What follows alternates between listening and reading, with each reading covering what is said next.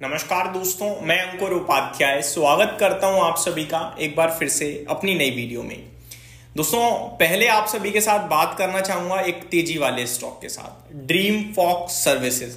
16% ऊपर कूद गया ये शेयर और 16% से ज्यादा इंपॉर्टेंट है 140 रुपए का भाव। ओह माफ कीजिएगा भाई साहब, 150 रुपए हो गया है। Congratulation to everyone. और ज्यादा दिन पीछे नहीं लेके जाऊंगा, एक हफ्ते पीछे लेके जाऊंगा जब ये स्टॉक 105 रुपए पे ट्रेड कर रहा था। कितना? 105 रुपए पे। और 105 106 पे था। 7 अक्टूबर को शेयर का भाव एग्जैक्टली 105 था। खबर आई थी कि 90% बिजनेस चला गया और मैंने आप सभी के साथ डिटेल वीडियो शेयर करी थी और एक ही चीज कही थी कि कुछ कंपनियां फ्रॉड करती हैं और कुछ कंपनियां एक्चुअली में कोशिश करके आगे बढ़ रही होती हैं, बट क्योंकि ये इन्वायरमेंट इतना बेकार है ना कि कोई आगे बढ़ रहा होता है या तो उसको खरीद लो और खरीद नहीं पाओ तो उसे खत्म कर दो। ऑब्वियसली कर सकते हैं बड़े बिजनेसमैन जो हैं, बट डायरेक्टली हम किसी को ऐसे कह नहीं सकते। हुआ क्या, ये फर्स्ट जनरेशन कंपनी थी। कंपनी बनाई बढ़िया बनाई, मोनोपोली कर दिया अपने बिजनेस को, लेकिन जो बड़े कॉर्पोरेट्स हैं वो उतर गए उस धंधे में और इस कंपनी को खत्म कर दिया। गलती एक हो गई थी इस कंपनी से कि इन्होंने अपना पूरा का पूरा बिजनेस एक ही जगह फोकस कर दिया। 90 to 94% का रेवेन्यू इनका डोमेस्टिक एयरपोर्ट लाउंजेस से आता था और उसी धंधे पे बड़े लोगों की नजर पड़ गई और इन्हें खत्म करा, जिसकी वजह से इनका 90% 94% रेवेन्यू टूटेगा। ऑब्वियस है, जब बिजनेस ही गया तो रेवेन्यू भी चला ही जाएगा। तब मैंने कहा था कि ये कंपनी दोबारा करेगी, बढ़ेगी। आपका पैसा टूट चुका है, अब क्या करना है, आपको कंपनी का मालिक समझना है। यही तो बोला था मैंने आपसे। और आप कंपनी के मालिक को, बस आप काम नहीं कर रहे हो, आपने पैसा लगा दिया। अब कंपनी बनेगी तो आपका पैसा बनेगा, कंपनी नहीं बनेगी तो आपका नहीं बनेगा, बस दैट्स इट। ये शेयर का प्राइस बिल्कुल भी आप फॉलो करना ही मत। और मैं फ्रेश लेने के लिए भी नहीं बोलूंगा आपसे। क्यों? क्योंकि ये कोई शेयर जो चल रहा है इसमें ये थोड़ी कि तेजी आ रही है खरीदने का मौका बन गया, नहीं। ये रीस्ट्रक्चरिंग हो रही है धंधे की, कुछ प्लान्स, कुछ टाई अप, ये सब लॉन्च करा है। उसे रिस्पॉन्स कैसा मिलेगा, कितना रेवेन्यू बन पाएगा, ये सब वक्त बताएगा। ये तो अभी उछाल है, गिर भी सकता है कभी भी। तो ये एक कंपनी, जिससे क्या है कि जब कंपनी बनती है, जब मतलब नई जनरेशन एंटरप्रेन्योर्स कंपनी को बनाते हैं तो वेंचर कैपिटल्स फंडिंग करते हैं। आप लोग, हम लोग तो तब करते हैं जब आईपीओ उतर आता है। अब ये एक ऐसी कंपनी है जो नई है बिल्कुल, बट क्या है कि आईपीओ में पहले ही आ चुकी है, बस। तो मुबारक हो, आपने उस समय मेरी बात सुना और होल्ड करा। मैं अभी भी यही कहूंगा कि अगर 149 वाला 120 आ जाए, दैट डजंट मीन कि कुछ हो गया।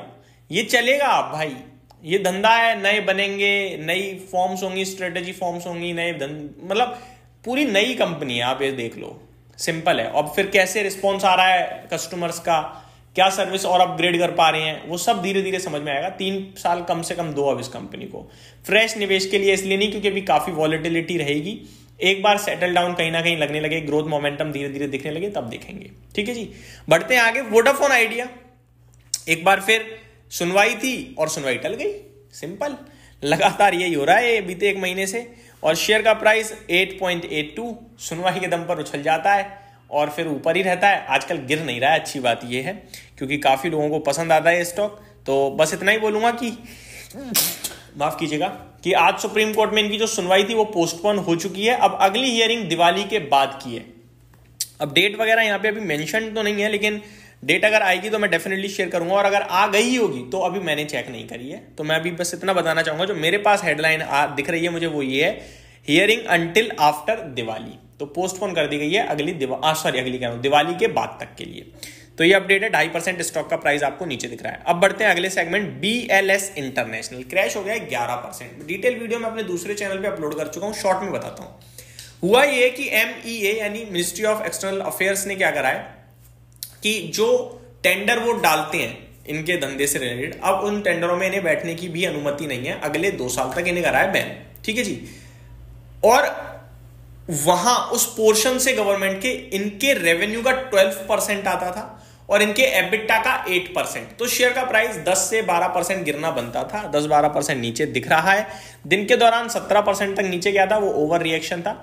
मैं इस स्टॉक में पॉजिटिव हो जाता 10% 12% गिरने के बाद कि जितना गिरना चाहिए था गिर गया, बट मैं नहीं हो रहा हूं क्योंकि ये स्टॉक इस खबर से पहले भी गिर ही रहा है। आप देखो 52 वीक लो हिट करा है इसने आज, तो ऊपर से एक करेक्शन चल रही है और टेक्निकल ज्यादा खराब हो गए हैं क्योंकि ये स्टॉक बहुत ज्यादा कंसोलिडेशन कर चुका है अराउंड 330 340 के करीब, और वहां से सपोर्ट लेके हर बार घूम जाता था, 360 370 तक चला जाता था, लेकिन इस बार वही लेवल ब्रेक हो गया है। तो जब ये 345 के ऊपर दोबारा निकलेगा तो पॉजिटिव होना है, उससे पहले मेरे को लगता है एक नई जर्नी, नई रेंज शुरू हो सकती है स्टॉक के लिए। तो इसलिए मैं थोड़ा अभी इसको लेकर वेट एंड वॉच या अवॉइड के लिए बोलूंगा। 2 करोड़ शेयर भी ट्रेड हो चुके हैं, बड़े वॉल्यूम्स ट्रेड हुए हैं, तो अगर 345 के ऊपर एक कूद गया दोबारा तो 330 के स्टॉप लॉस से दोबारा लॉन्ग हो सकते हैं, वरना ये एक नई रेंज में जा रहा है, ऐसा मेरा मानना है।